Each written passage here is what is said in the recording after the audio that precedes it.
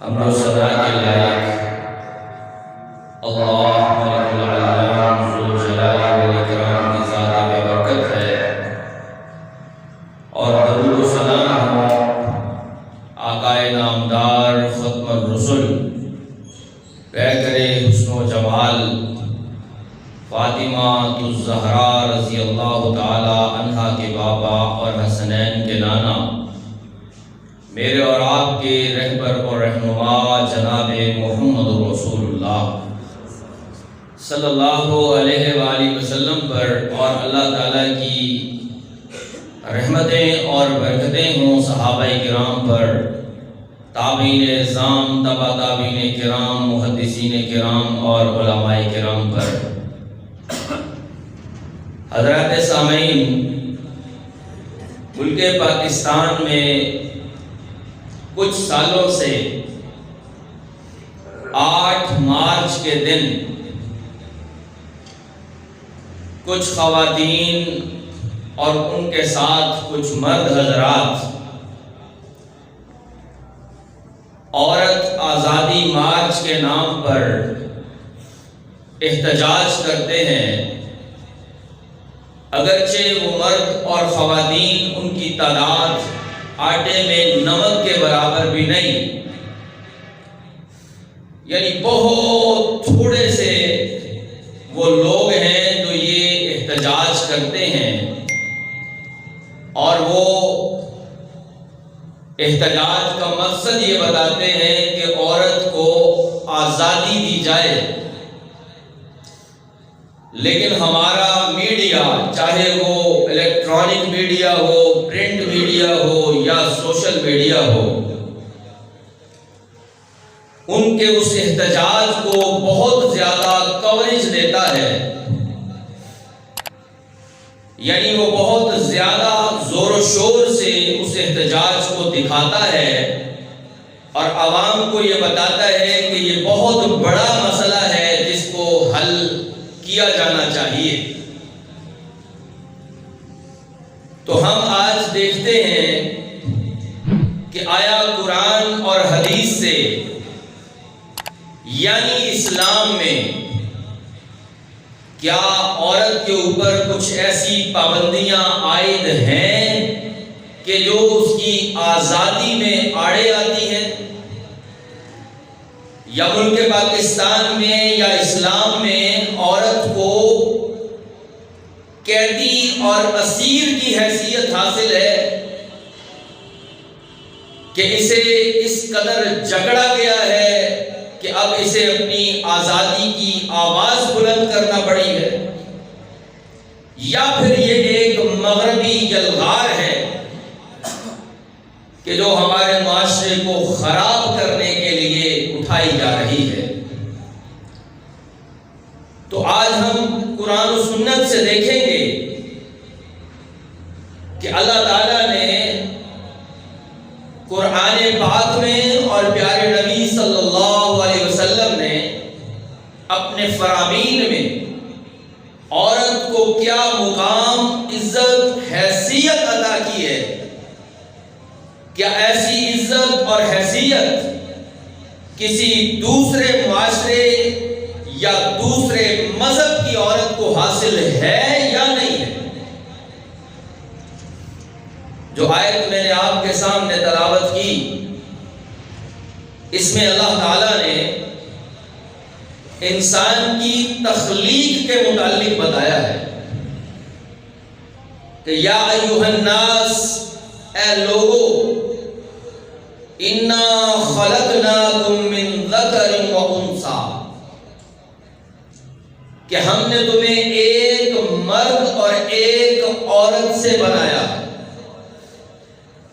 پھر اس کے بعد وَجَعَلْنَاكُمْ شُعُوبًا وَقَبَائِلَ لِتَعَارَفُوا، ہم نے تمہیں قبیلوں اور برادریوں کے اندر اس لیے تقسیم کیا تاکہ تم ایک دوسرے کی جان پہچان کر سکو کہ یہ اس قبیلے سے تعلق رکھتا ہے، اس کا اس برادری سے تعلق ہے۔ لیکن ان اکرمکم عند اللہ اتقاکم،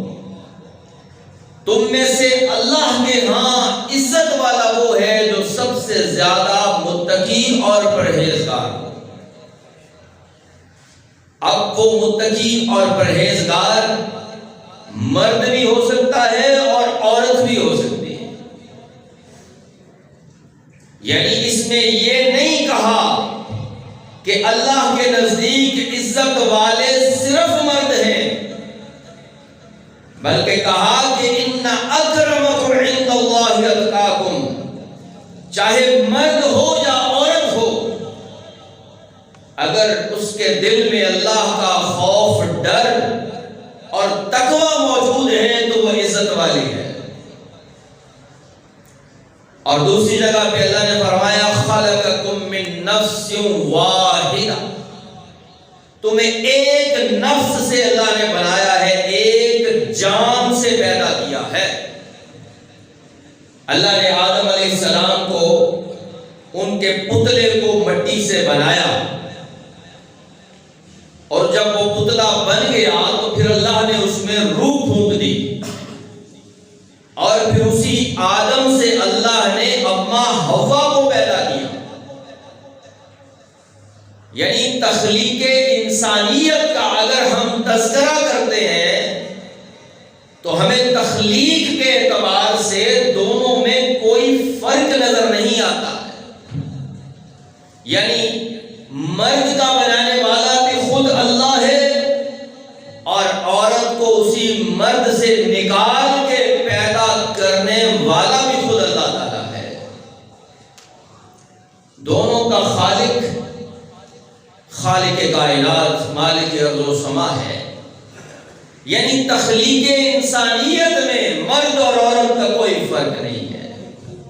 یہ بھی اللہ کی مخلوق اور وہ بھی اللہ کی مخلوق، اور بلکہ اللہ نے تو یہاں تک کہا کہ وَمَنْ عَمِلَ صَالِحًا مِّن ذَكَرٍ أَوْ أُنثَىٰ وَهُوَ مُؤْمِنٌ، تم میں سے جو بھی نیک کام کرے گا، چاہے وہ مومن مرد ہو یا وہ مومن عورت ہو، یہ فرق نہیں کیا کہ مومن مرد کے عمل صالح کا اجر زیادہ ہے اور مومن عورت کے نیک کام کا اجر کم ہے، بلکہ فرمایا کہ جو بھی تم میں سے نیک کام کرے گا، چاہے وہ مرد ہو یا عورت، فَأُولَٰئِكَ يَدْخُلُونَ الْجَنَّةَ، تو یہی وہ لوگ ہیں کہ جو جنت کے اندر جائیں گے، يُرْزَقُونَ فِيهَا بِغَيْرِ حِسَابٍ، اور جنت میں انہیں جو رزق ملے گا وہ بغیر حساب و کتاب کے رزق ملے گا، یعنی اتنا رزق کہ جس کا حساب و کتاب لگایا جانا ہی ممکن نہ ہو، چاہے مرد ہے یا عورت ہے۔ تو اسلام یہ بتاتا ہے کہ اگر عورت بھی نیک کام کرتی ہے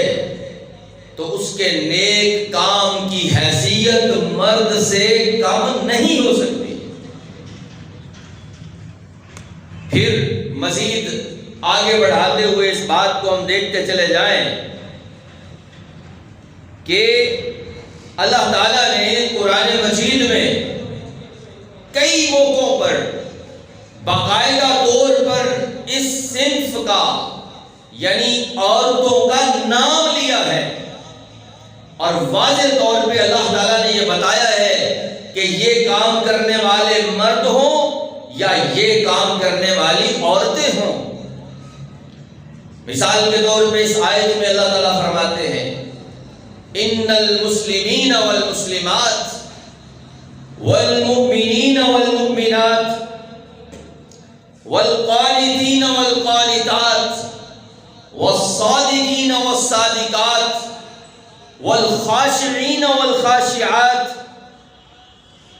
والصابرین والصابرات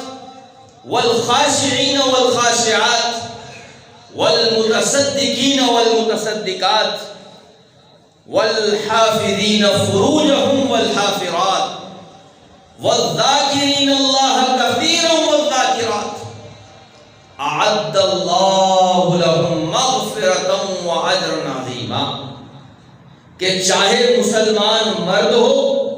یا مسلمان عورت ہو، مومن مرد ہو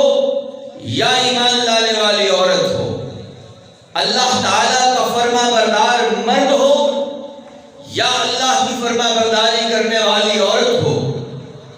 اللہ سے ڈرنے والا مرد ہو یا اللہ سے ڈرنے والی عورت ہو، سچ بولنے والا مرد ہو یا سچائی کو اختیار کرنے والی عورت ہو، صدقہ دینے والا مرد ہو یا صدقہ دینے والی عورت ہو، روزے رکھنے والا مرد ہو یا روزے رکھنے والی عورت ہو، اپنی شرمگاہوں کی حفاظت کرنے والا مرد ہو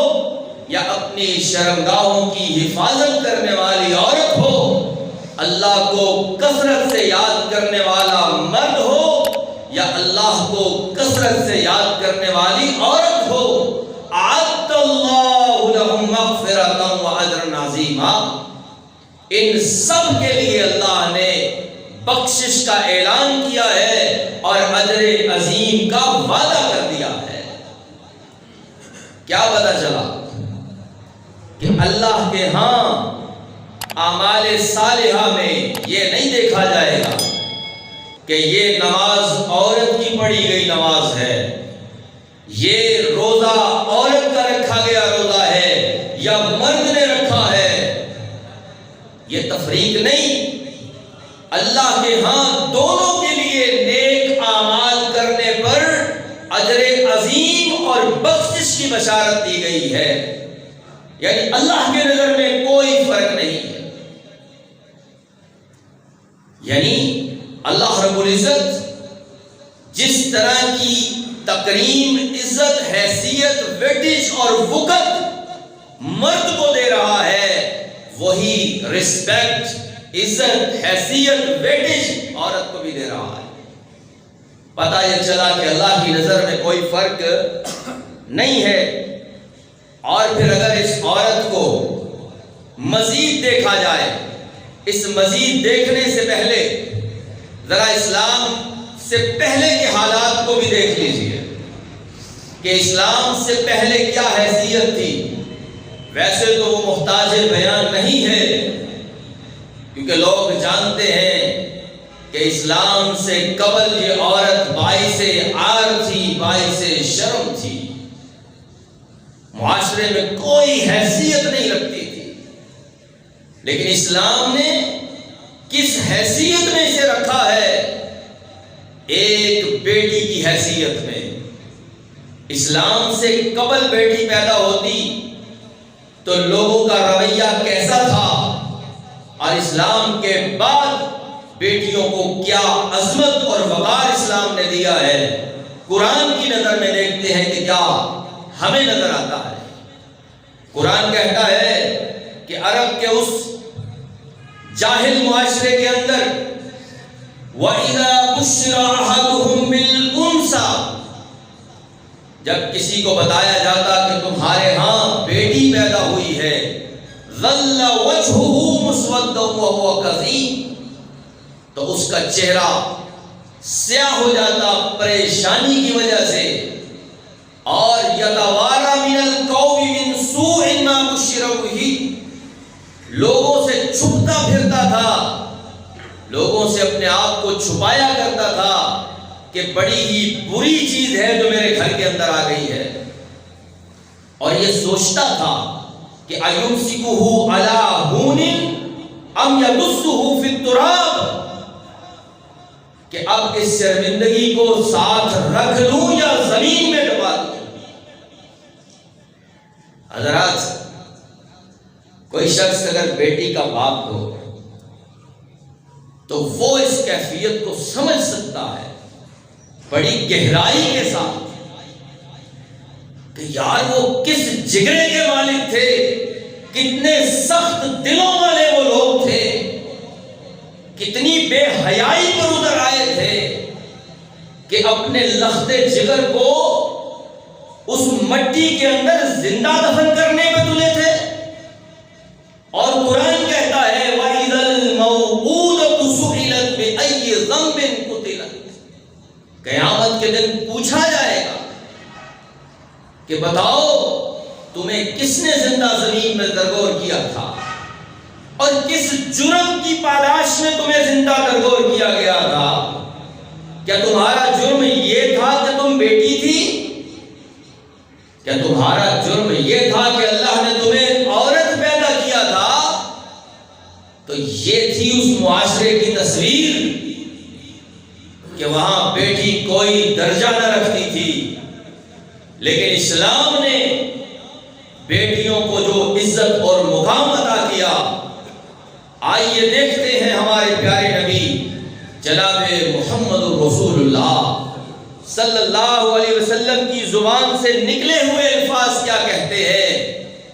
آپ نے فرمایا کہ من عال ثلاث بنات فأدبهن وزوجهن وأحسن إليهن فله الجنہ۔ جس نے 3 بیٹیوں کو پالا، جس نے 3 بیٹیوں کی پرورش کی، انہیں ادب سکھایا اور ان کی شادیاں کی اور ان سے حسن سلوک کیا،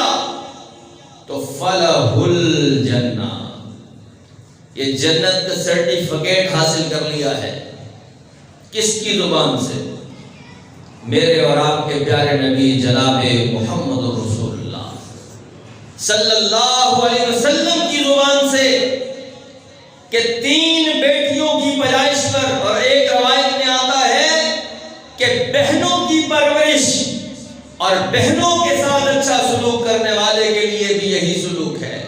کہ فلہ الجنہ۔ اور ایک حدیث میں آتا ہے، حضور نے فرمایا کہ وہ شخص جنت میں میرے اتنا قریب ہوگا جیسے ہاتھ کی یہ 2 انگلیاں ایک دوسرے کے قریب ہیں۔ یہ ہے بیٹی کا اکرام اور عزت کہ یہ تو جنت میں لے جانے والی ہے، یہ تو اللہ نے ایسا تحفہ دے دیا بھائیو کہ یہ تو ہماری جنت میں جانے کا سبب بن سکتی ہے، یہ ہمارا ہاتھ پکڑ کے ہمیں جنت میں لے جائے گی کہ میرے باپ نے مجھے پالا بھی، ادب بھی سکھایا، میری شادی بھی کی، میرے ساتھ حسن سلوک بھی کیا۔ یہ پیارے نبی صلی اللہ علیہ وسلم نے ایک بیٹی کی حیثیت سے عورت کو جو مقام دیا ہے، اور پھر خود حضور نبی کریم صلی اللہ علیہ وسلم نے اپنی پیاری بیٹی کو اپنے جگر کا ٹکڑا قرار دیا ہے۔ فرمایا الفاطمۃ بضعۃ منی فمن اغضبها فقد اغضبنی، فاطمہ میرے جگر کا ٹکڑا۔ تو اندازہ کیجئے کہ بیٹیوں کا اسلام میں کیا وقار ہے، اسلام میں کیا عزت ہے، اور ایک بہن کا اسلام میں کیا وقار اور عزت ہے کہ وہ انسان کو جنت کے اندر لے کے جا سکتی۔ اور پھر عورت کی ایک اور حیثیت کی اگر ہم بات کریں تو نبی کریم صلی اللہ علیہ وسلم نے اس کو حقوق میں مرد کے ایکول یا برابر لا کے کھڑا کر دیا ہے۔ فرمایا وَلَهُنَّ مِثْلُ الَّذِي عَلَيْهِنَّ بِالْمَعْرُوفِ وَلِلرِّجَالِ عَلَيْهِنَّ دَرَجَةٌ، ان عورتوں کا بھی مردوں پہ اسی طرح سے حق ہے جیسے مردوں کا عورتوں پہ حق ہے۔ بیوی کی حیثیت سے اللہ نے وہ مقام عطا کر دیا کہ فرمایا کہ دنیا کی جو بہترین نعمتیں ہیں، المرأۃ الصالحہ، اس میں سے ایک نعمت نیک بیوی ہے۔ یہ نیک بیوی کون ہے؟ کہ جو اللہ کے فرائض ادا کرتی ہے، اللہ کی فرما بردار ہے، اور اپنے خاوند کی بھی فرما برداری کرتی ہے۔ یہ ہے المرأۃ الصالحہ، نیک خاتون، اور جس کے بارے میں قرآن کہتا ہے کہ یہ مومن عورتیں، صالحات، قانتات، فرما برداری کرنے والیاں، نیکی کرنے والیاں، یہ خیر کی بات کرنے والیاں، یہ جنت کی مستحق عورتیں ہیں، یہ سٹیٹس ہے عورت کا اسلام میں، یہ ایک حقوق کی بات ہے۔ وَلَهُنَّ مِثْلُ الَّذِي عَلَيْهِنَّ بِالْمَعْرُوفِ، جتنا حق سوسائٹی کے اوپر مرد کا ہے عورت کا بھی ہے، لیکن اپنی اپنی جائز حدود کے اندر رہتے ہوئے۔ اس سے تو باہر نکلنے کی مرد کو بھی اجازت نہیں ہے، تو عورت اس حدود اور دائرے سے باہر نکل کے کون سی آزادی چاہتی ہے؟ یہ آزادی نہیں، در حقیقت یہ بربادی ہے۔ اور اس بربادی کا نظارہ لوگ مغرب میں اپنی آنکھوں سے کر چکے ہیں کہ وہاں عورت کو جو سٹیٹس دیے گئے ہیں، ان چیزوں میں عورت ایک بیٹی نہیں ہے، ایک بہن نہیں ہے، ایک نیک اور صالح بیوی نہیں ہے، بلکہ فقط ایک راہ پڑی چیز ہے کہ جسے جو چاہے ٹھوکر لگا کے چلا جائے۔ اور دیکھیے اللہ تعالیٰ فرماتا ہے کہ وَمِنْ آيَاتِهِ أَنْ خَلَقَ لَكُم مِّنْ أَنفُسِكُمْ أَزْوَاجًا لِتَسْكُنُوا إِلَيْهَا وَجَعَلَ بَيْنَكُم مَّوَدَّةً وَرَحْمَةً، یہ اس خالق کی نشانیاں ہیں کہ اس نے تمہارے لیے تمہیں میں سے جوڑے پیدا کیے کہ جن سے تم سکون حاصل کر لو۔ وَجَعَلَ بَيْنَكُم مَّوَدَّةً وَرَحْمَةً، اور یہ اس خالق کا کرم ہے کہ اس نے تمہارے درمیان محبت اور پیار کو پیدا کر دیا، اور شیطان اسی محبت اور پیار کو ختم کرنا چاہتا ہے۔ حدیث رسول ہے، آپ صلی اللہ علیہ وسلم نے فرمایا کہ شیطان یعنی ابلیس پانی پر اپنا تخت سجاتا ہے اور اپنے کارندوں کو بھیجتا ہے کہ جاؤ اپنے کارنامے سر انجام دے کے آؤ، اور باقاعدہ رپورٹ طلب کرتا ہے، بتا تو نے کیا کیا، تو نے کیا کیا۔ اور ایک کارندہ جب آ کے بتاتا ہے کہ میں نے جو کارنامہ سر انجام دیا ہے وہ یہ ہے کہ میں اس مرد اور عورت کے ساتھ لگا رہا، حتی فرقت بینہ و بین زوجہ، یہاں تک کہ میں نے دونوں کے درمیان جدائی ڈال دی اور پھر میں تیرے پاس آیا ہوں۔ ابلیس کھڑا ہو جاتا ہے، اس کارندے کو اپنے آپ کے ساتھ چمیٹ لیتا ہے کہ تو ہے اصل میرا کارندہ کہ جس نے سب سے بڑا کام کیا ہے۔ یعنی اس مودت اور رحمت کو جو اللہ نے پیدا کی ہے، یہ شیطان، یہ ابلیس اور اس کے کارندے ختم کرنا چاہتے ہیں، اور عورت سے یہ سٹیٹس جو اللہ نے اسے دیا ہے عزت اور احترام والا ایک بیوی کی حیثیت سے، وہ واپس چھین لینا چاہتے ہیں۔ بات کو مزید آگے بڑھائیں کہ پھر اللہ نے اس عورت کو ایک ایسا مقام عطا کر دیا جو شاید مرد کے حصے میں بھی نہیں آیا۔ وہ کیا مقام ہے کہ الجنت تحت اقدام الامہات، اس کے قدموں میں جنت بچھا دی، کہ جنت ماں کے قدموں تلے ہے۔ وَوَصَّيْنَا الْإِنسَانَ بِوَالِدَيْهِ حُسْنًا، ہم نے تجھے وصیت کر دیا انسان کے والدین کے ساتھ حسن سلوک کر، کیونکہ تیری ماں نے تجھے بڑی مشکلوں سے اٹھائے رکھا، وَوَضَعَتْهُ كُرْهًا، اور بڑی مشکلوں سے تجھے جنم دیا ہے۔ اسی لیے جب صحابی رسول نے حضور سے پوچھا کہ اللہ کے نبی، من احق بحسن صحابتی،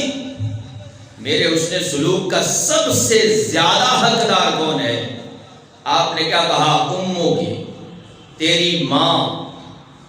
تیری ماں تیرے سب سے زیادہ حق حسن سلوک کا حق رکھتی ہے۔ اس نے پوچھا حضور ثم من، اس کے بعد اور کون؟ آپ نے پھر جواب دیا امو کا، تیری ماں، ثم من، تیسری بار پھر پوچھا، فرمایا تیری ماں، اور جب چوتھی بار پوچھا ثم من، تو آپ نے کہا ابو کا، پھر تیرا باپ ہے۔ یعنی ماں کا سٹیٹس اسلام نے دیا، قرآن نے دیا، پیارے نبی صلی اللہ علیہ وسلم کی زبان اطہر سے ملا۔ عورت کیا چاہتی ہے اور کون سی آزادی کا دعویٰ کرتی ہے؟ یہ مارچ کس لیے نکالتی ہے؟ کیا وہ اپنے آپ سے اس ماں کا سٹیٹس گوا دینا چاہتی ہے کہ مجھے ماں نہ کہا جائے؟ ماں تو وہ ٹھنڈی چھاؤں ہے جس کے پاس جا کے ہر ایک کو سکون مل جاتا ہے۔ اور یہ ماں ایک ایسا جذباتی رشتہ اللہ نے پیدا کر دیا کہ اپنی محبت کو بھی اللہ نے اسی کے ساتھ مواصلت دیتے ہوئے امت کو سمجھایا۔ تو حضرات، اسلام عورت کو بہت زیادہ عزت اور وقار دیتا ہے، اور پھر قرآن اور حدیث ان بہترین عورتوں کے واقعات سے بھرا پڑا ہے۔ اگر اپنے سٹیٹس کو دیکھنا ہے عورت نے تو ان واقعات کو پڑھ لے۔ نبی کریم جناب محمد رسول اللہ صلی اللہ علیہ وسلم کی پہلی زوجہ محترمہ ام المؤمنین حضرت خدیجہ الکبریٰ رضی اللہ تعالی عنہا حضور کا کس طرح سے ساتھ دیا۔ اللہ کے نبی فرماتے ہیں کہ میں خدیجہ کی ہوئی مدد کو کبھی نہیں بھول سکتا، اور اس کا بدلہ اسے اللہ ہی عطا کرے گا۔ اور اللہ تعالیٰ اس عورت کی کیسے رسپیکٹ کرتا ہے۔ جبرائیل امین آپ صلی اللہ علیہ وسلم کے پاس آ کے کہتے ہیں کہ اللہ کے نبی، اللہ تعالیٰ بھی اور میں جبرائیل بھی آپ کی بیوی خدیجہ کو سلام پیش کرتے ہیں، اور انہیں میں خوشخبری دیتا ہوں اللہ کی طرف سے کہ اللہ تعالیٰ نے ان کے لیے جنت میں ہیرے جواہرات سے مزین ایک محل تیار کر رکھا ہے۔ جنتی خواتین حضرت فاطمہ الزہرا رضی اللہ تعالی عنہا،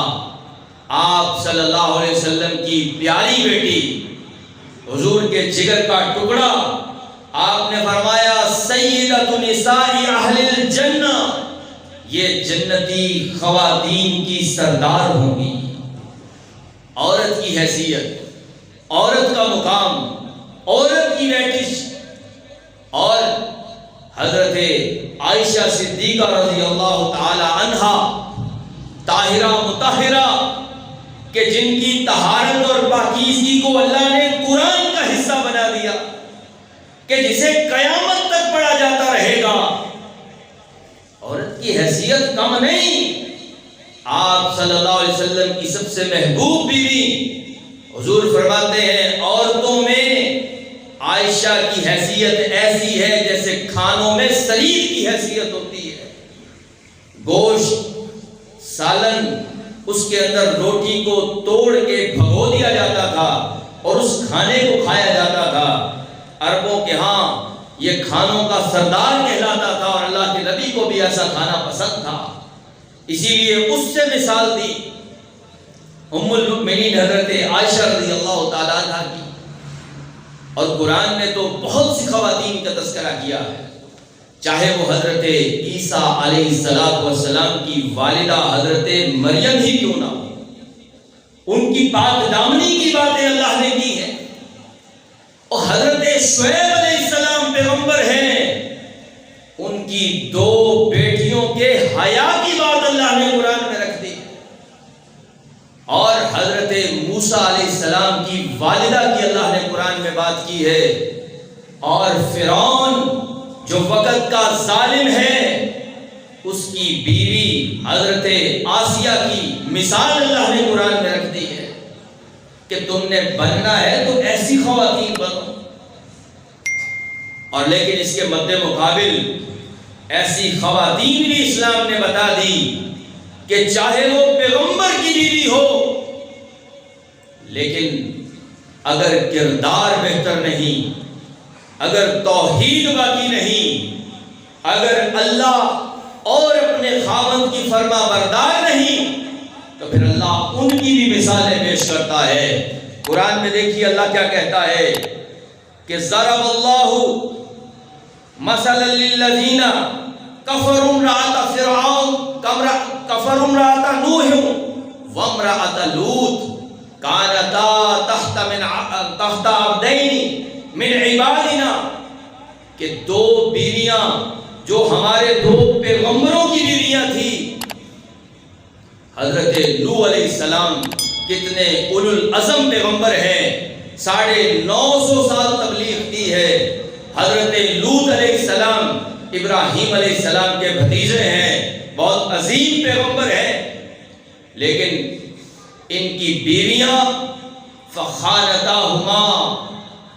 فرمایا کہ انہوں نے اللہ کی اور اپنے خاوند کی فرما برداری نہیں کی۔ تو پھر اللہ تبارک و تعالی نے جس طرح دوسری امت کو عذاب دیا، چاہے یہ پیغمبروں کی بیویاں تھیں، یہ بھی عذاب کے اندر مبتلا ہو گئے۔ اور پھر جب اللہ کے نبی صلی اللہ علیہ وسلم کے چچا ابو لہب کا تذکرہ آتا ہے تو بیوی کا کردار بھی ساتھ ہی آتا ہے، وَامْرَأَتُهُ حَمَّالَةَ الْحَطَبِ، جہاں ابو لہب برباد ہوگا تو اس کی بیوی بھی ہلاک ہوگی، فی جیدہا حبل من مسد، اس کے گلے میں بھی مونج کی رسی کا پٹا ڈالا جائے گا۔ کیوں؟ کیونکہ یہ بھی اللہ کی فرما بردار نہیں تھی۔ تو حضرات سامعین، ہم نے دونوں طرح کی خواتین دیکھی، قرآن سے، حدیث سے۔ تو اب آج کی عورت جو آزادی مارچ کے نام پر گھروں سے باہر نکلتی ہے اور کچھ دیوس قسم کے مرد حضرات بھی ان کا ساتھ دیتے ہیں اور یہ آزادی کی بات کرتی ہے، تو انہیں کس قسم کی آزادی چاہیے؟ تو اقبال رحمہ اللہ انہی کے بارے میں کہا کرتے تھے کہ اس بحث کا کچھ فیصلہ میں کر نہیں سکتا، گو خوب سمجھتا ہوں یہ زہر ہے وہ قند، یعنی میں اس بحث میں شامل ہی نہیں ہونا چاہتا، کیونکہ پہلے ہی خفا مجھ سے ہے تہذیب کے فرزند، مجھ سے تو پہلے ہی لوگ خفا ہیں، یہ لبرلزم کا شکار لوگ جو عورت کو صرف اس لیے آگے لا رہے ہیں تاکہ اس سے وہ سٹیٹس جو بیٹی کا ہے، جو ماں کا ہے، جو بہن اور بیوی کا ہے، وہ چھین لیا جائے۔ اور مظفر وارثی وہ عورتوں کو مخاطب کرتے ہوئے عورت کو اسلام کی بیٹی کہتے ہیں، اور کیا خوب ان کے بھی اشعار ہیں کہ اے دختر اسلام، مردوں کے اگر شانہ بشانہ رہے عورت، کچھ اور ہی بن جاتی ہے، عورت نہیں رہتی۔ اور جھانک اپنے گریبان میں کیا ہو گیا تجھ کو، حیرت سے تجھے تکتا ہے آئینہ ایام، اے دختر اسلام، کب بخشی گئی ہے تجھے آزادیاں اتنی، یہ جو تو سپیس لے رہی ہے، جگہ لے رہی ہے، مردوں کے شانہ بشانہ چلنا چاہتی ہے، یہ آزادی تجھے کس نے دی ہے؟ اسلام نے تو ایسی آزادی کا کوئی نعرہ نہیں لگایا۔ کب بخشی گئی ہے تجھے آزادیاں اتنی، جو حق ہی نہیں تیرا تو مانگ رہی ہے، میں تو تیرے ماتھے پہ پسینہ بھی نہ دیکھوں۔ سبحان اللہ، کیا خوب کہا ہے۔ ایک باپ اپنی بیٹی کو سامنے رکھ کے کہے کہ میں تو تیرے ماتھے پہ پسینہ بھی نہ دیکھوں اور مجھ سے میری غیرت کا لہو مانگ رہی ہے۔ جنت ہے تیرے پاؤں میں. فرمایا نبی نے صلی اللہ علیہ وسلم کہ الجنت تحت اقدام الامہات، جنت ہے تیرے پاؤں میں. فرمایا نبی نے دریا پہ کھڑی ہو کے سبو مانگ رہی ہے، اللہ تجھے جنتوں کی باتیں اور وعدے یاد دلا رہا ہے، اور تو یہ محض اس دنیا کی بے قدری حاصل کر رہی ہے. یعنی دریا کے کنارے کھڑے ہو کے پانی کا ایک پیالہ طلب کرنا، تیری مانگ کیا ہے؟ فرمایا کہ وہ رتبہ عالی کوئی مذہب دے نہیں سکتا، کرتا ہے جو عورت کو عطا مذہب اسلام. اے دختر اسلام، اسلام جتنی عزت کہاں ملی ہے کسی جگہ پہ عورت کو؟ ہندوؤں کے ہاں آج تک عورت ستی ہوتی آئی ہے، مرد کے ساتھ ہی اسے زندہ جلا دیا جاتا رہا. تو حضرات سامعین، ہم اس عورت مارچ کا بھرپور اس کی مذمت کرتے ہیں، اور ہم اپنی ماؤں، بہنوں، بیٹیوں کو یہ بات سمجھانا چاہتے ہیں کہ اے بیٹی، اے میری بہن، اے اس معاشرے کی ماں، یہ لوگ جو باہر نکلے ہیں تجھے آزادی دینے کے لیے نہیں، یہ مارچ آزادی کے لیے نہیں، تیری بربادی کے لیے رچایا گیا ہے. اللہ تبارک و تعالی ہمیں عمل کی توفیق عطا فرمائے.